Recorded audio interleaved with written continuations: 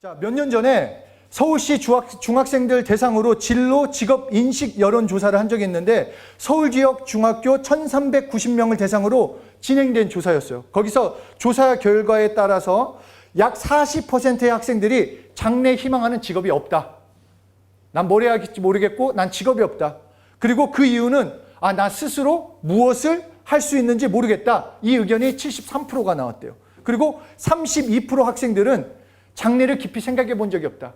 그러면 그냥 살면 사는 거지 뭐 내가 미래까지 어떻게 알고 수 있어. 그렇게 했다라는 거예요. 그럼에도 미래에 대한 무엇을 할 수 있는지 모르겠다고 말하면서도 그냥 공부한다라는 거예요. 공부하고 대학도 내가 하고 싶은 것과는 관계없이 이름 있는 학교, 점수에 맞는 학교를 원한다라는 것입니다. 사실 다음 세대가 스스로 자신이 잘하는 것, 관심이 있는 것, 즐겁게 할 수 있는 것이 무엇인지 생각하기라는 것은 쉽지가 않아요. 대신 다른 사람들이 되고 싶어하는 것, 안정적이라고 생각하는 것에 끌리고 그것들을 얻으려고 노력하며 살아간다는 것입니다. 이것이 우리의 현실이에요. 근데 이것이 꼭 다음 세대만의 문제냐 하는 것입니다. 기성세대를 포함한 전 세대가 자신은 잃어버린 채 그냥 세상의 기준, 세상이 말하는 것, 세상이 원하는 것을 쫓아가고 있다는 것입니다. 하나님 앞에서 내가 어떤 가치가 있는지, 하나님이 나에게 주신 삶의 목적이 무엇인지에 대한 생각보다 다른 사람과 비교하면서, 그리고 뭔가 감사와 만족하는 마음 대신 여전히 부정적인 마음, 나는 이게 없어, 나는 이것이 안 돼, 나는 이것을 할 수 없어, 뭔가 부정적인 마음이 싹트고 있다는 것입니다. 우리 크리스천들도 마찬가지예요. 베드로가 말한 것처럼 내게 은과 금은 없지만 내가 가지고 있는 것을 내가 준다고 한 것처럼 내가 없는 것을 왜 없냐? 나는 왜 이 모양이냐? 이런 것이냐? 나의 꿈은 무엇이냐? 이것을 따지기 전에 내게 있는 것이 무엇인지 알아야 한다는 것입니다. 내가 가지고 있는 것. 다시 말해서 하나님이 나에게 주신 것. 하나님이 나에게 원하시는 것을 알 수만 있다면, 하나님이 나를 만드셨기 때문에 그것만 알 수 있다면 무엇을 해야 하는지, 어떻게 살아야 하는지도 알 수 있다는 것입니다. 주변과 상관없이, 보여지는 것과 상관없이 하나님이 만드신 목적대로 감사하며 만족하며 행복해하며 살아갈 수 있다는 것입니다.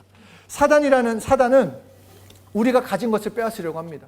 우리에게 있는 평안, 우리에게 있는 기쁨, 우리에게 있는 감사, 우리에게 있는 하나님이 주신 것들을 다 빼앗아가려고 해요. 자유를 빼앗아가려고 하고, 나의 특성을 빼앗아가고, 내가 달란트가 개발된 기회를 빼앗아가려고 하는 것이 이 사단이 하는 일이라는 것입니다. 그런데 이 세상을 보면 이 전략이 먹히고 있다는 거예요. 이 전략이. 우리 친구들, 우리 뭐 그냥 살아가는.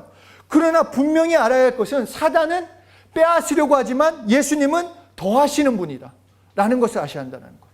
예수님은 더 주시려고 한다는 거. 평안을, 기쁨을, 행복을, 소망을, 사랑을 우리에게 더해 주시는 분이 예수님이시다. 그러니까 십자가에 피 흘려 죽으셨다는 거예요. 그래서 요한복음 10장 10절에 도둑이 오는 것은 도둑질하고 죽이고 멸망시키려는 것뿐이요, 내가 온 것은 양으로 생명을 얻게 하고 더 풍성히 얻게 하려 하는 것이라. 우리에게 예수님이 오신 것은 더해 주시려고 오셨다는 거예요. 평안도, 기쁨도, 생명도. 그래서 무엇보다도 우리에게 더 큰 권세를 더해 주셨는데 그것이 무엇인가? 요한복음 1장 12절에 영접하는 자 곧 그 이름을 믿는 자들에게 하나님의 자녀되는 권세를 주셨다. 이 말씀으로 나의 신분이 정해지는 거예요. 나의 신분이 하나님의, 너 어떤 존재냐? 하나님, 내가 어떤 존재입니까? 묻는 우리에게 너 예수 이름을 믿음으로, 예수 이름을 부름으로 하나님의 자녀된 권세를 줬다. 너 하나님의 자녀라는 거예요. 우리 한 사람 한 사람은 왜 소중한가? 하나님의 자녀니까. 가진 것과 누리는 것과 상관없이 우리는 하나님의 자녀니까 소중하다라는 거예요. 하나님의 자녀니까 꿈을 꿀 수 있는 거고, 하나님의 자녀니까 나의 삶에서 특별하게 살아갈 수 있다는 것입니다. 그래서 하나님의 것을 더해 주시는 거예요. 자녀니까 양육해 주시는 거예요. 책임져 주시는 거예요. 여러분, 우리 하나님이, 여러분 잘 생각해 보세요. 우리 다음 세대 여러분, 부모님한테 달라고 하잖아요. 지금 먹이고 입히고 당연히 해 주시는 걸로 알고 있어요. 왜냐? 내 부모니까. 마찬가지예요. 하나님이 우리를 자녀 삼으셨다는 거나 그냥 말로만이 너 내 자녀가 아니라 내가 너를 먹이고 입히고 책임져 주시겠다라는 거예요. 그러니까 진짜 나의 도움이 누구인가? 나는 어떤 존재로 살아야 하는가? 누구에게 도움을 구하고 누구에게 물어봐야 하는가? 그것을 말씀해 주신다는 것입니다. 지금으로부터 3,500년 전에 애굽에서 종살이하던 이스라엘 백성들을 하나님께서 놀라운 권능으로 건져내 주셨어요. 출애굽시켜 주셨습니다. 홍해를 건너게 하시고 목마름을 해결해 주시고 밤낮 지켜주시고 그들을 시내 산으로 인도하셨습니다. 그들이 시내 산에서 머문 기간이 약 1년인데 그 기간의 역사가 출애굽기 19장부터 민수기 10장까지 그 기록이 나와 있어요. 하나님의 백성으로 어떻게 살아야 하는지, 어떤 목적, 어떤 가치, 어떤 태도로 살아야 하는지 말씀해 주고 있습니다. 마찬가지예요. 우리도 이스라엘 백성처럼 오늘 말씀과 오늘 함께 나눌 그 교제를 통해서 하나님의 자녀인 나는 어떤 가치로 살아야 하는지, 어떤 태도로 살아야 하는지, 어떤 목적으로 살아야 하는지 생각해 봐야 돼요. 그리고 결정해야 합니다. 그냥 남이 하니까 휩쓸려 가는 것이 아니라, 휩쓸려 가면 큰일 나요. 어디로 가는지도 모르고. 저번에 레밍 얘기했잖아요. 레밍 효과라고. 그 노르웨이에 사는 그 설치류. 그냥 뒷공무니만 쫓아다니다가 그냥 우르르 하다가 그냥 바닷가에 낭떠러지에 떨어져요. 어디로 가는지, 뭘 하는지 우르르 간다라는 거예요. 내가 어떤 존재인지, 하나님이 말씀하신 게 무엇인지, 나의 가치, 어떤 태도인지 알아야지. 그리고 알게 되었다면 결단을 해야 한다는 것입니다. 하나님은 시내산에 도착한 이스라엘 백성에게 두 가지 선물을 주셨습니다. 하나는 십계명을 주셨고 하나는 성막을 주셨어요. 이 과정에서 하나님은 이스라엘 백성들에게 중요한 세 가지 가르침을 나눠주십니다. 그것은 하나님 백성의 가치, 하나님의 백성의 목적, 하나님의 백성의 헌신을 말씀하고 있습니다. 이것은 단순히 그들에게만이 아닌 거라 오늘 우리에게도 하나님의 자녀로서 그 가치, 하나님 자녀로서의 목적, 하나님 자녀로서의 헌신을 우리에게 말씀해 주고 계시는 것입니다. 첫째로 그 가치는 하나님께 온다라는 거예요. 백성의 가치나 자녀의 가치는 내가 정하는 것이 아니라 하나님께로부터 온다. 출애굽기 19장 5절 6절에서 너희는 모든 민족 중에서 내 소유가 되겠고 너희가 내게 대하여 제사장 나라가 되며 거룩한 백성이 되리라. 너는 이 말을 이스라엘 자손에게 전할지니라. 이것이 하나님이 이스라엘 백성에게 말한 그 가치예요.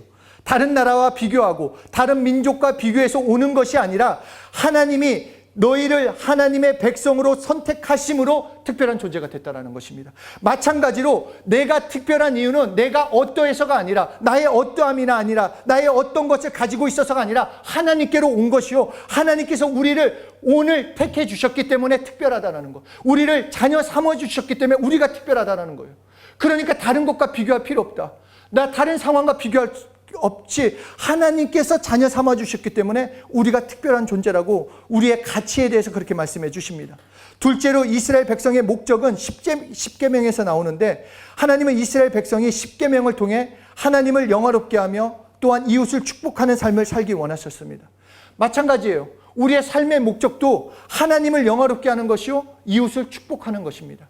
그리고 셋째로 이스라엘 백성의 헌신은 성막 건축을 통해서 나타나는 것처럼 마찬가지로 우리가 우리의 헌신을 통해 하나님은 그 헌신을 받으시고 공동체를 세우시고 하나님의 뜻과 목적을 우리를 통해 이루어 가십니다. 그러니까 내가 예수님을 사랑한다, 복음을 깨달았다고 한다면 당연히 헌신해야 돼요.